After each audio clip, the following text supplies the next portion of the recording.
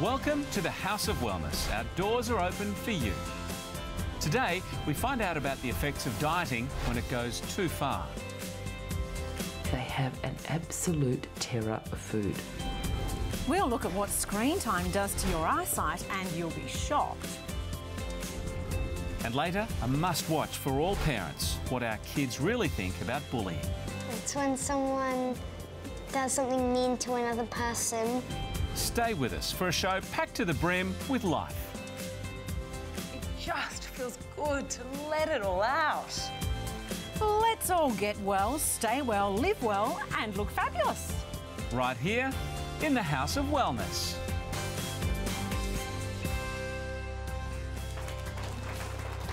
Hello, welcome to you to our house and welcome back to Joe Stanley as well. Thank you, Ed. It's so lovely to be back. Hello, everyone. Now, a big item that has caught my attention today. We are talking to kids about bullying, and this is completely unique because we're hearing it directly from the children. Absolutely. And as we mentioned, that's a must-watch for all parents today. We'll have more on that later. Also, our fab pharmacist and herbalist, Gerald Quigley, is back with us. Hello, GQ. Hello, everybody. What's on the agenda today? If you're not getting your regular intake of fresh fruits and vegetables, on the House of Wellness today, A to Z of vitamins, I've got lots of great information for you. Awesome, I'm looking forward to that. Now, it seems we're living in a society where image is everything, so looking good is a serious commodity. Yeah, that's right. And this quest for the look is not only costing us money, for some people, it's costing them their health and possibly their lives. And while it feels like we've been talking about the problem of eating disorders for decades, I mean, I remember speaking about it when I was at school, it's still a massive issue. So joining us today to put it in perspective is Lynette Bolton. Hi, Lynette. Hi, guys. I can't believe this is still around. I can't believe it hasn't been sorted yet. And it's such a concern. Yes. It's a growing concern. So over 1 million Australians actually suffer from an eating disorder, and that number is increasing. So I went out to investigate. When does a public health issue become so bad it's labelled an epidemic? When 9% of everyone in Australia are affected by it? When 1 in 5 people who are battling one of its most severe forms die prematurely from suicide? Well, a recent in-depth study estimated that 1,829 people died from this issue in Australia in a single year. Yet it's still an underfunded, under-researched enigma to our health system. Figured out what I'm talking about yet? Eating disorders have the highest death rate of any psychiatric illness.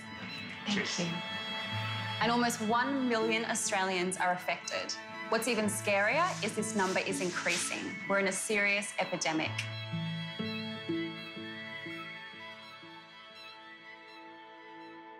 The most basic description of an eating disorder is that it is a serious mental illness, characterised by a person who has an unhealthy preoccupation with their body weight or shape, and even a deep-seated compulsion or fear of eating food. It's inexplicable to somebody who doesn't have an eating disorder, but it's a horrific, terrifying experience. They have an absolute terror of food. Christine Morgan is the CEO of the Butterfly Foundation, an organisation dedicated to helping anyone affected by eating disorders or negative body image understand what is happening to them. For somebody with an eating disorder, unlike somebody with an addiction, you can't just ignore it. You can't put it to one side. You need to be engaging on a daily basis with the thing that frightens you the most. There are 3 main types of eating disorder. People with binge eating disorder are unable to control their appetite because their brains are telling them to continually eat. Bulimia nervosa is a disorder in which a person overeats and then purges through inducing vomiting or abusing laxatives. Lastly, people who have anorexia nervosa have a distorted body image, believing themselves to be overweight despite being significantly underweight. It's a complex disorder that needs somebody who's looking after what's happening in your brain. You need psychiatric, psychological support and therapy. However, what causes eating disorders is complex, and there is a dangerous stereotype of it being something only young, thin white girls suffer. But Mitch Doyle is living proof that men are in just as much danger. I was diagnosed with anorexia nervosa when I was 11. I was bullied about my weight, probably consistently throughout primary school. There was always this thing hanging over my head, was like, guys don't have this. This is a white, female thing, pop star thing, reality TV star thing. At last count, there were nearly 7,000 Australian men diagnosed with anorexia nervosa, and relapses can definitely occur. And 6 years after his first bout with the disorder, Mitch relapsed in high school. It's just, it was like someone flicked a switch. The pattern of thinking was like something had laid dormant from when I was 11, thinking that I needed to look a certain way. And these images that we see in media, they're so fake. And people spend their lives trying to distort their bodies or alter their bodies so that they can look like something that actually doesn't exist. The hard truth is, the 21st century beauty ideal is not healthy for any of us. And with a recent study finding that 77% of Australian women blame social media for their low sense of self-esteem, the problem needs dealing with, especially if you're vulnerable to an eating disorder. It's incontrovertible that with a society where we so frequently couple what we look like with whether we will be successful, and that can trigger an eating disorder in people who are vulnerable. It's important to understand what Mitch and Christine have been saying. A person with an eating disorder doesn't just choose to starve themselves. The causes go much deeper and the treatment is incredibly complex. But there is one treatment that's easy to access, affordable, and a lot of fun. The ancient Indian practice of yoga is a movement therapy which can bring a sense of calm and peace to a person experiencing the severe mental tensions associated with eating disorders. Yoga is good for people that feel like their thoughts are getting away from them or they're in a bit of a tough spot mentally. Maya Rees runs special yoga classes for people needing mental support called trauma-informed yoga. Because when you do feel like that, you tend to feel really isolated, and that the problem is you're quite literally all in your head.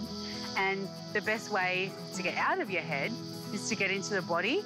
And if you need any more evidence of the positive power that yoga can play in rebuilding a person's healthy relationship with their body and being happy with who they are, I'll leave the final word to Mitch himself. Looking back on, what was an incredibly difficult decade, yoga has been an amazing practice for me to start, and with a sense of mindfulness and with a sense of meditation and all of that, I've been able to actually link in and be like, our bodies are incredible machines, and it's not about what they look like, it's about what they do. They give us the chance to experience the world. They give us the chance to love people, to travel, to go to work, to get up, to eat food, to consume energy so that we can live our lives. It has absolutely nothing to do with the way that we look. Lynette, what an amazing story, and that staggering number again, over 1 million Australians with an eating disorder. Mitch's final statement there must ring true for so many. It's such a powerful statement. He was such a wonderful, gentleman to have a chat to. But he's so true. It doesn't matter what we look like. It's what we do with our lives and how we live that's really important. And the sad thing is we live in this world of social media where we can compare ourselves to photos that we see, and we forget that more often than not, those photos are edited or even completely distorted, so it's not real. Yeah, I really loved how he highlighted that our bodies, we should be grateful for them, the power of them. That's what it's about. Social media, though, often really focuses more on women than men, I think, and his story is so valuable in pointing out that men suffer as much as women. Yeah, anyone can suffer from an eating disorder. So the important thing is to make sure you have the advice and the information. So if you personally are suffering or someone you know is suffering, you can just help get that support straight away. Tell us about the Butterfly Foundation. They do an incredible job, don't they? They're amazing. It was so lovely chatting to them. So they have their website, the helpline, online support as well. So if you personally are suffering from an eating disorder, they're there for you. But also if you know someone who's suffering and you don't really know how to deal with that, they're there to help you as well. Really great job on this one today. Thanks, Lynette, so much. Guys. If you want to find out a little bit more about the Butterfly Foundation and even the helpline, we'll put the links up on our website. We're always happy to chat about health at thehouseofwellness.com.au. Or you can give us a call on 1800 469 788. And make friends with us via Facebook. Our Facebook page is simply The House of Wellness. And there is so much on today. Some great recipes. One of your favourites from Sunrise, James Tobin, is dropping by. And we're also focusing on how to communicate as a family. How much do we need that? Also, what too much screen time does to your eyes, and you'll be surprised. Up next, a story about a woman who lost everything, including the ability to walk, but made a recovery that will astound you. Stay with us.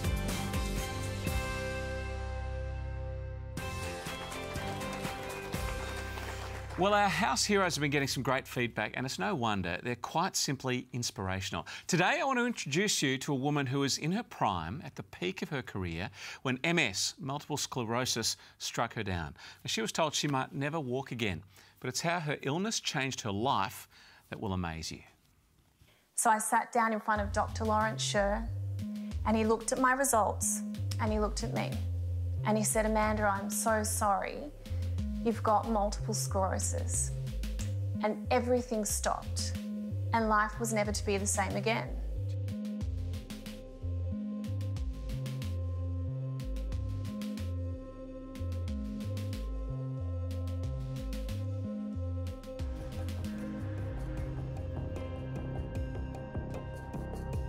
And I would stare at the ceiling, wondering what had just happened when moments ago I was living my life, you know, building my business, out with friends, you know, I was in my 20s, in my prime.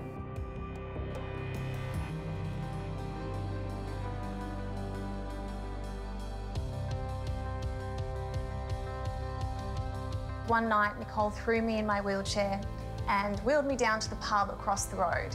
And we laughed and laughed and laughed and forgot about the 24/7 hell that was my reality at that time. And something very special happened that night. I was clearly having fun with my friends, having dinner, feeling joy. I came back to my room, my sister helping me back in my pajamas. She went off to the bathroom and my toe moved for the first time. And it was in that moment I found hope. So with a wonderful team of doctors, neurophysiotherapists and the help of a kinesiologist and a lot of determination, and started to focus all of my energy on what I wanted instead of what I didn't want, I walked and ran in 6 weeks.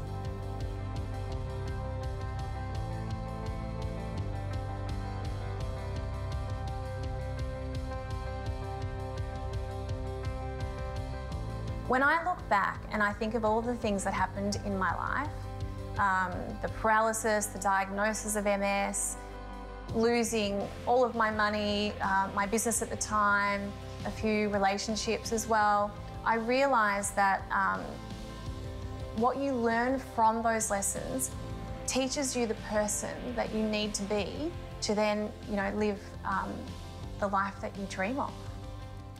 You know what I find really interesting about Amanda's story is how she combined conventional Western medicine with the complementary medicine. Yes, but I think a lot of people are quite daunted by that because you don't know which complementary medicines are going to be right for your condition. Yep. So what was fantastic about Amanda was that she was very positive and very open-minded, so she was able to explore the right thing for her. So I'm sure that's easier said than done, but very important. Now, as parents, we are faced with challenges daily when it comes to raising our children. And there's those first few years of sleepless nights, lest we forget, all the nappies, I remember them well. Yeah, that's pretty hard. But then as they get older, there's other challenges like their behaviour, particularly when you don't agree with it. Yep.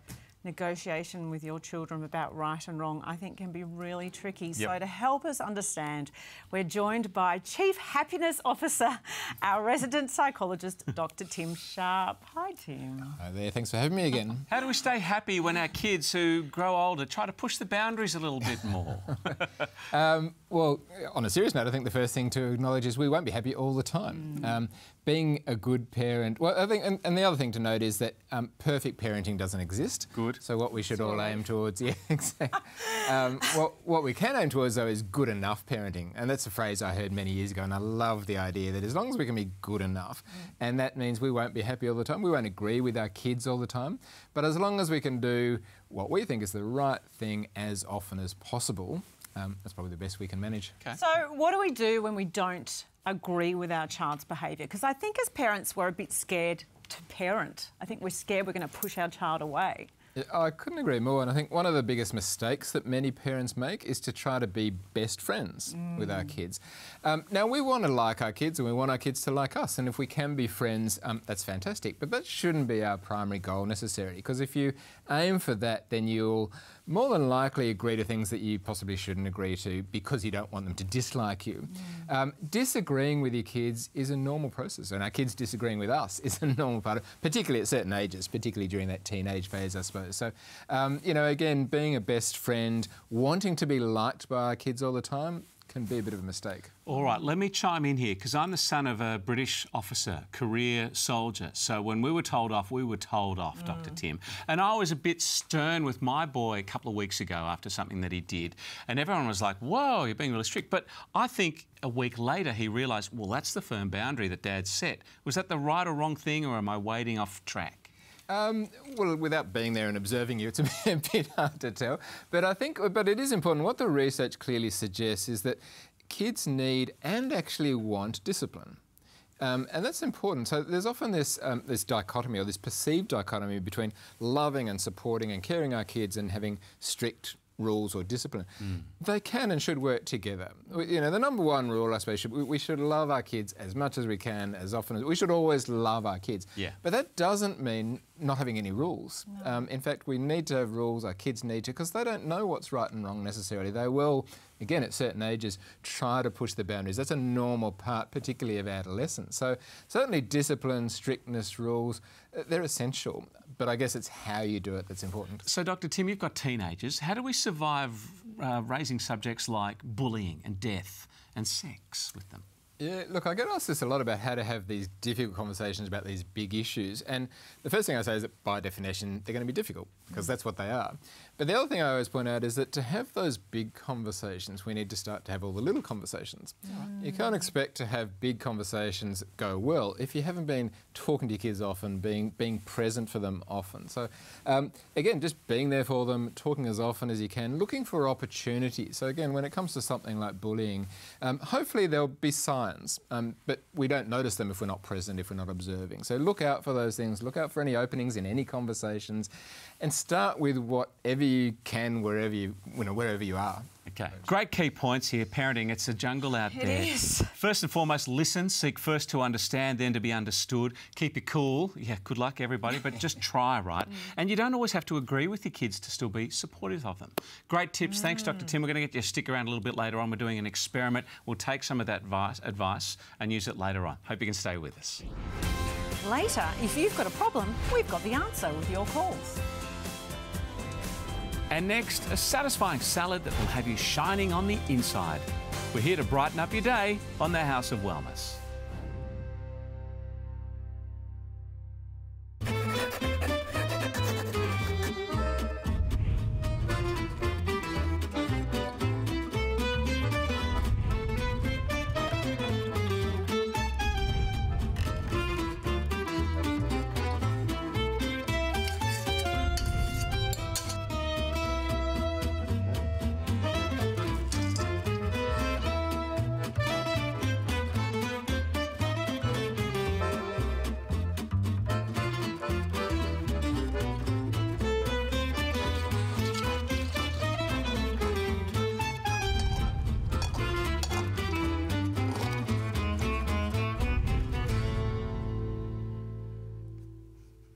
Oh, yum. Quinoa and roasted beetroot salad. Thanks so much to Zoe Bingley pulling for that deliciousness. Another winner from nutritious to delicious. And not only is it delicious, but did you know quinoa is full of protein? There's a huge punch of protein in that salad. And the great thing about protein is it helps you stay full for longer, so no need for snacking. Win, Ed. win and win. Right, now let's go to our next item of business here. Our friendly pharmacist and herbalist, Gerald Quigley, is back with us. Thank you, Ed. With some more of your calls. We might just go straight to Val, who's standing by in Curlewis in Victoria. How can we help you out?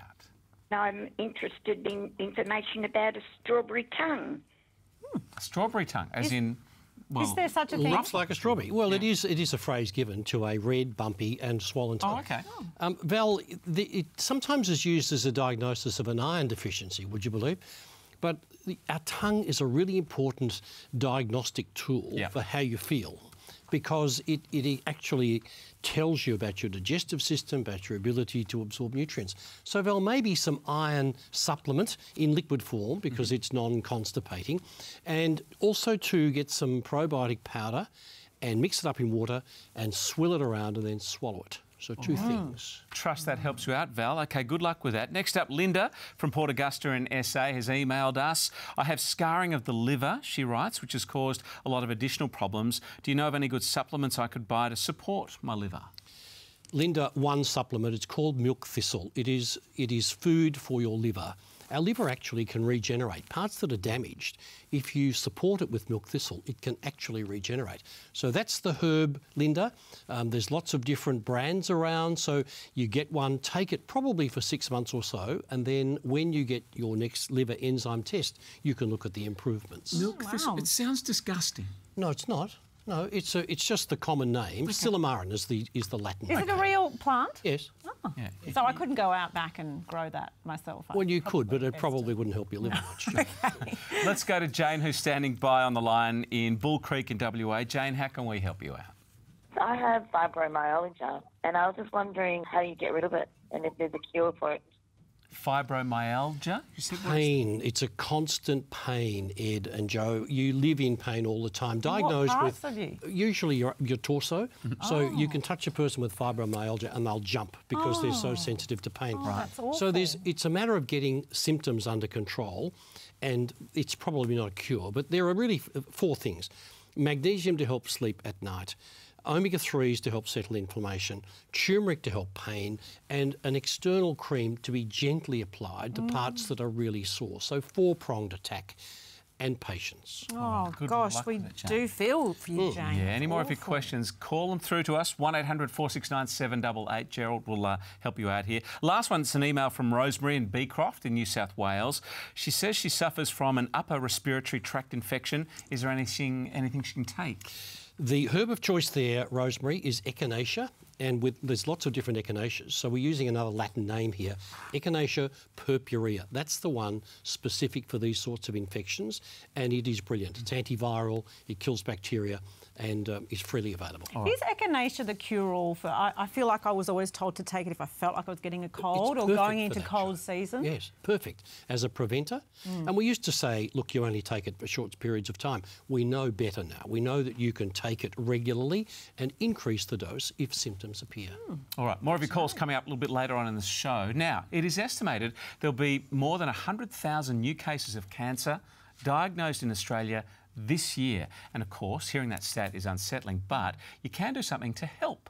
The Tour de Cure is an annual charity bike ride which raises funds for cancer research, and that's important because research, as we know, holds the cure to finding the cure for the big C, cancer. Well, the tour this year covers more than 1,100 kilometres in 9 days, riding from Mackay in Queensland through to Cape Tribulation and finishing in Cairns. Amazing odyssey, this one. And one cyclist dedicated to this fundraiser is here to tell us all about it. He's one of our favourites, of course, from Sunrise. James Tobin has been churning the miles in preparation. Hello, JT. G'day guys, long time viewer, first time Skyper, excited to be with you. Thanks for having me. All right, tell us about this Tour de Cure. How many years have you been riding in it, by the way? Look, this is going to be my 7th tour. Brett's got me into it all those years ago. I've always loved cycling. I've always had this real admiration for people who do these feats of endurance. And I had a go, I loved it, and I've been involved ever since. And I've also got, personal stories to do with cancer, and the sad reality is that so does probably everyone watching. It's something that is affecting everyone, and so the aim of Tour de Cure is to help find a cure, ultimately. There's research, support and prevention elements of where the money we raise goes to, but in the end, we want Australia to be the country that found the cure for cancer. Oh, it's absolutely crucial, James. How much are you hoping to raise? Well, at the Signature Tour, we're hoping to raise $2 million for the ride, but there's all these other regional tours that happen this year. There's the Snowball. So hopefully for the year, we're hoping to tick over $7 million. There's some seriously big numbers. The thing is, we can follow this money trail, what you do with it. And indeed, over the 11 years, how much have you raised so far? It's a staggering amount. Yeah, $35 million so far. So that money all goes into support, prevention and research areas. That money's gone into 22 cancer breakthroughs so far, 306, I think, different research, support, prevention areas. So we're really proud of the work we've done, but we certainly haven't done it alone. Every rider and support crew member, they raise a lot of funds, but we've also been given a lot of donations from people who watch us because, weekend Sunrise, I'll be doing the weather along the route. Barrett's is going to be there every day doing his sports reports on Sunday, on Sunrise. And so that helps generate publicity, and it means that people who are watching now donate money, and we really appreciate it. All right, mate. Ride safe. Good luck to you and all the team doing that. We can follow Thanks, the progress, mate. of course, via the website tourtocure.com.au. Now, if you want to find out more about that ride or indeed any of our health issues here on the show, head to our website. We're always there online waiting for you, houseofwellness.com.au. Or why not pick up the phone and give us a call on 1800 469 788. Gerald will tackle more of your questions coming up. You can also like us on Facebook. You'll find loads of great info on Facebook as well. Later, we find out the alarming effect screen time has on your eyesight. But after the break, a unique look into what kids think about bullying. I was crying a bit because of how rude that was. Really important conversations next on the House of Wellness.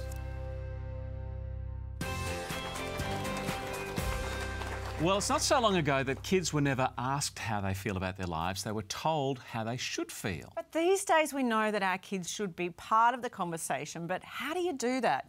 Like, how do you just casually sit down and talk about the big issues of life like death, bullying, drugs, sexuality and all those really tricky subjects with your kids? So coming up, we set up a unique experiment with both children and their parents who allowed our cameras open access while they had personal conversations about these intimate and tough subjects. Now, the result was quite extraordinary, and if you're a parent wanting a guide to communicating with your kids, this next piece is a must-see. Talking to kids about the facts of life has always been a tough gig for parents. But let's face it, our world has changed. Growing up in the 21st century is a hyper-speed experience.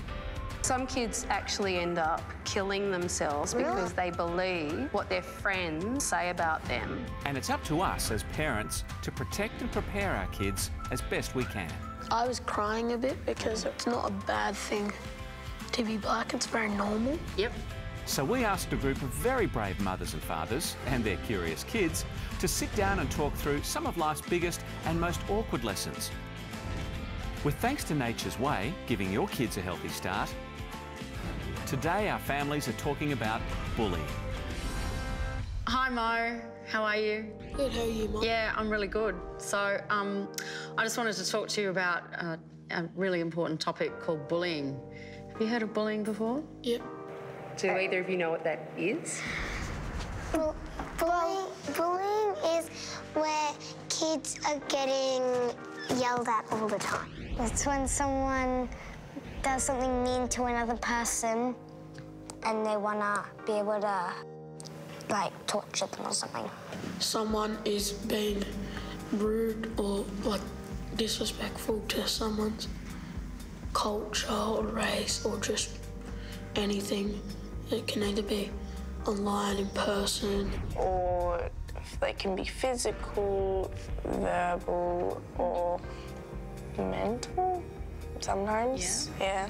And have you seen bullying in school or? Yeah. As you do in AFL, you, like, get under people's skin. I was getting under his skin, like, bumping him a bit, and... Which is what you're allowed to do. Yeah, you're allowed to bump them and... Yeah. You know. And so he turned around and started calling me a floating black something. Yes. That's too rude to say. Yeah. And how did that make you feel? I was really upset because it's not a bad thing to be black. It's very normal. Yep. I was crying a bit because of how rude that was. Yeah. Like, this happened when I was 10. Has bullying happened at your school? Yeah, some people are bullied. Like, there's this boy and he gets bullied because he plays with girls. But I think you can play with whoever you want. Yeah, because we're all different, aren't we?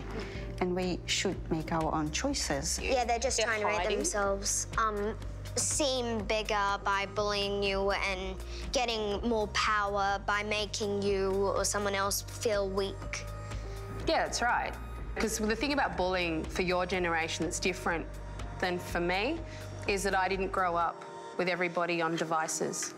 So I didn't have that thing where people could bully you via social media, like Facebook or Instagram, whatever it is. They couldn't send messages to me when I was at home. So when I got home, we were always completely safe. And once you came off the field, what did you then go and do, son? I went straight to the opposition coach and the kid that was bullying me was crying. He was in a lot of trouble from his dad, wasn't he? He was in big strife. And then what did his dad come and say to you? He apologised for his son's actions and he also made the son apologise. A lot of kids now are finding that school and life is almost unbearable because of this. And there are some kids who even take their own lives. Do you know about that? Really? Some kids actually end up killing themselves because they believe what their friends or their enemies at school say about them more than what their family believes. You should never listen to... Never listen to someone you don't know very well. They don't know. They don't know you very well. I remember there was a time that some kids were laughing at you at school and we talked about that idea of turning it around and going, yeah, it's really funny. Yeah, thanks for pointing that out. That's really, really funny. And so that it takes that power away from them. And if you can laugh at yourself and laugh at them and laugh at the situation, it's a great defence. And what's important is having self-worth that's about who you are, what you're on about, what your purpose is, what you're going to do in the world to make the world a better place. It's not about what you look like and who likes you when you're 14 from high school. I was really proud of you that day. Did you know that? Yeah, because you really stood up for what is important and you made a stand against racism, and that's wonderful that you can take your life into your hands and make a stand about things that hurt you. So I was really proud. Well done. Thanks. Love ya. Love you too. Gosh, we're loving these conversations. This was a really beautiful experiment. We literally got these lovely families with their children, locked off a whole bunch of cameras, producers, everybody walked out and let them chat. And this is the result. And in fact, we've brought Dr. Tim back for his appraisal on these conversations. Really well done by these parents and their kids. Oh, Tim, I was so impressed with the emotional intelligence of those children. They're very wise. They are, and I think, you know, I think most kids are. I guess in previous generations they haven't been allowed to express that. So yeah, it was wonderful to see some of the maturity in those young kids. How often are parents having those sorts of conversations about bullying? Probably not as often as they should, because it's a conversation we should all have, and we shouldn't wait till it gets to the stage where it's problematic. Because either your kids being bullied, well, we need to have the conversation, or they are the bully when we need to have the conversation, or they're observers. And we know that being an observer is also an important piece of the puzzle. So I think every parent should have this conversation sooner rather than later. The thing we want to know as a parent is, can we tell if our child is being bullied? Well, yes and no. Sadly, it's harder than it might sound, and it is difficult at times. But there are some subtle warning signs that we can look out for, and I guess that's the key, is to look out for subtle signs. Because unfortunately, our kids won't always come up and tell us. Sometimes they will, but if they don't, I guess you just want to look for changes in behaviour. If they start to get anxious about going to school, if they start to say no to social engagements, if they're not sleeping well, maybe not eating as well, they're the sorts of things. Or if there are changes in their grades or classroom performance, any of those sorts of things might be an indication. Now, we're not always going to be able to sit in a room where our kids are forced to talk to us because there are cameras there. It was so real. How do we have conversations in just natural day-to-day life? Yeah, well, look for any opportunity you can. It's going to differ from person to person and parent to parent. It might be in the car on the way to footy or whatever. But look for it. Be as honest as you can. A lot of these conversations are hard for the parents too, so express your anxiety. So, look, I feel a bit uncomfortable about this. I'm sure you're not going to enjoy it, but just be as honest and open as you can, and that's also teaching them an important lesson about being open and honest. Thanks so much, Dr. Tim. Fascinating insights there, and we'll have more of these incredible conversations coming up in the following weeks here on the House of Wellness. Don't forget too, Sunday mornings you get a double dose of us. We have the House of Wellness radio show as well. Yes, you can get us on 5AA in Adelaide, 6PR in Perth, 3AW in Melbourne, 4BC in Brisbane and 2GB in Sydney, and there's loads of awesome information for everyone there. There's still more to come on the show. If you're not getting your daily veggie and fruit intake, stick around. The A to Z of Vitamins is here to help. But up next, we look into the dangers of digital screens, and it's a real concern for your eyesight. Still plenty to come on this house, the House of Wellness.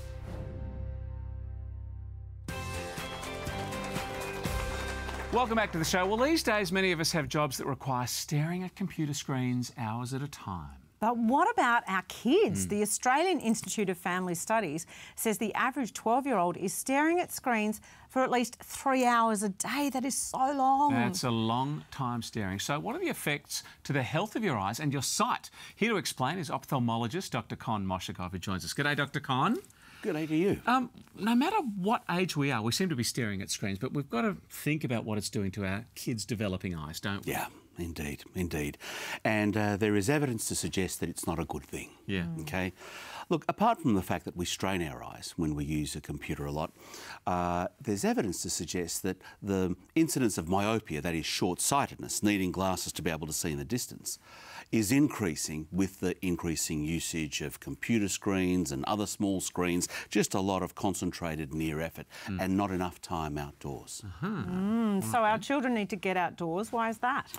Well, look, there are two theories, basically, okay? One of them is that if you strain your eyes to look at something up close for many, many hours in the day, you're actually changing the shape of the eye, if you like, from the contraction of the muscles. But there is also some evidence that simply being exposed to natural light, that is visible light outdoors, is somehow good in preventing myopia or, if you like, reducing its progression if kids are predisposed to it genetically. So just by being outdoors and being able to see in the distance and having some exposure to light is a good thing. What other exercises can we do that's good for our eye health? Well, you know, looking into the distance, if we are indoors all the time, is actually a good thing. As simple as it may sound, you know, if someone is using a computer screen for a prolonged period of time, converging their eyes and straining the muscles inside their eyes, having to focus up close, just to be able to look into the distance through a window, if possible, or down a corridor, having a few blinks and defocusing on something in the distance is a good thing. And that should be encouraged. And there's this little rule that they call the 20-20-20 rule. Here we go. All right, it goes like this. So every 20 minutes or so, you look into the distance, and infinity, in optical terms, is defined as 20 feet. That's a long way. Every 20 minutes, you look into the distance, 20 feet or beyond, for about 20 seconds. Okay. And I would add to that and have a good blink too. You know, don't underestimate the power of just having a few blinks and spreading that tear film over the surface of the eyes. It's very good for you. Oh, it feels good. 20-20-20. Lots of blinking. Okay. Yes. Is there a difference between focusing for a long time on a screen and reading for a long time? Yeah. Look, this is under question, all right? I suppose another way of asking that question is, does the radiation that's being emitted from a screen cause damage to the eyes, okay? And there is some evidence that a lot of blue light and violet light, so-called higher frequency light, can be damaging to the eyes. And there is even a fashion now to buy glasses that have filters in them. I've seen it. Yeah, to reduce the amount of blue and violet light, okay, as opposed to lower frequencies, you know, reddish and orange hues. But this is not scientifically proven, so there's still a question mark next to that. Stylish, but not scientific. That's right, that's right. I think most of it is the fact that we are focusing in at a close range so many hours in the day. All right, thanks, Dr. Con. Some fascinating tips to take away and try and remember too regarding screen time. Learn to blink more frequently, really important one. Yeah. Look away, use that 20-20-20 rule. Look away every 20 minutes, some 20 feet plus away for about 20 seconds at a time. And another good one, let your kids get out into the daylight. That helps Yeah, it's good for them, isn't it? The physical activity, a little bit of light, not necessarily ultraviolet light. No. Let them play outdoors. We've seen the light. Thanks, Dr. Con. Thanks for being with us. We'll take a little break. Plenty more still to come after the break.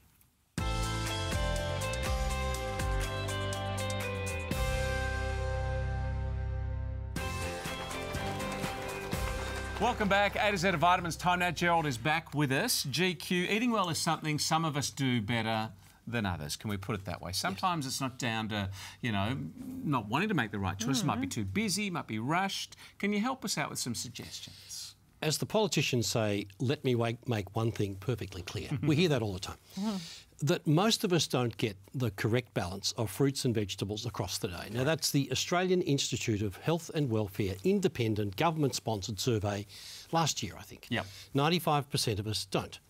Now, that means that a lot of the tiny bits of nutrients that we would normally expect from fresh fruits and vegetables that we know about, we don't get.